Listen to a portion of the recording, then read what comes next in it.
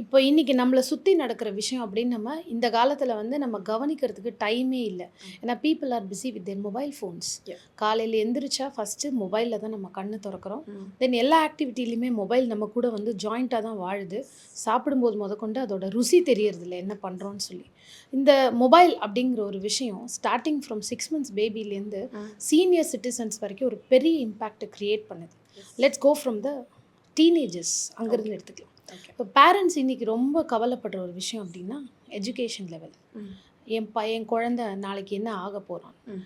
அந்த மொபைல் வந்து அதில் ஒரு பாசிட்டிவிட்டியும் இருக்குது, நெகட்டிவிட்டியும் இருக்குது. இன்டெப்த் சொல்லணும்னா சாட் ஜிபிடி அப்படிங்கிற ஒரு விஷயம் இப்போ ஏஐல பெரிய அப்கிரேடேஷனாக இருக்குது. எங்கே பார்த்தாலும் people are so fond about chat GPT.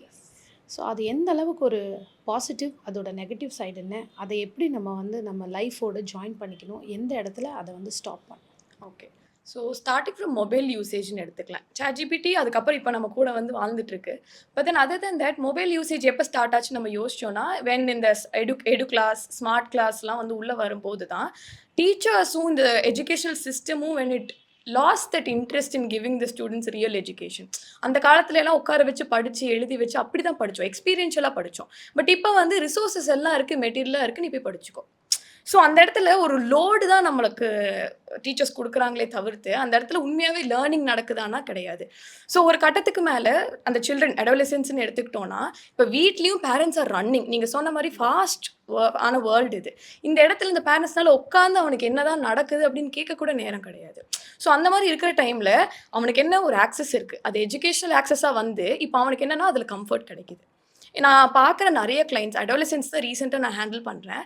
அவங்க பேரண்ட்ஸ் கொண்டு வர முதல் விஷயம், அவனை எப்படியாவது மார்க் வாங்க வச்சிருங்க மேம், அவன் அகாடமிக்கில் வந்துட்டா போதும், 10th பாஸ் பண்ணிட்டா போதும், 12th பாஸ் பண்ணிட்டா போதும், அதுக்கப்புறம் அவன் என்னமோ பண்ணட்டும்.